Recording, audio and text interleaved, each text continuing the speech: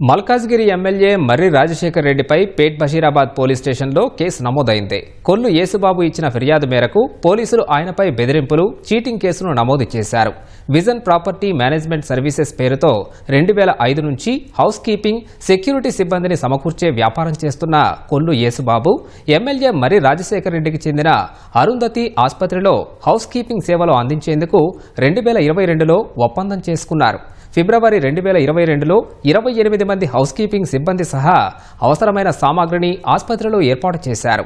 అప్పటి నుంచి డిసెంబర్ 2022 వరకు ప్రతి నెల అందించిన సేవలకు సంబంధించిన బిల్లుల్ని ఆసుపత్రికి పంపించారు. ఆసుపత్రి యాజమాన్యం నెల బిల్లుల్ని పూర్తిగా చెల్లించలేదని యేసుబాబు ఫిర్యాదులో పేర్కొన్నారు. 52,24,000 బకాయిలకు గాను దశల వారీగా కేవలం 32,31,000 రూపాయలు మాత్రమే చెల్లించారని ఫిర్యాదులో తెలిపారు.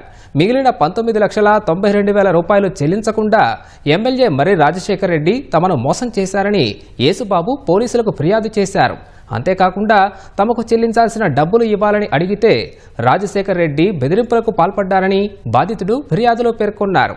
దీంతో పేట్ బషీరాబాద్ పోలీసులు మర్రి రాజశేఖర్ రెడ్డిపై వివిధ సెక్షన్ల కింద కేసు నమోదు చేసి దర్యాప్తు చేస్తున్నారు.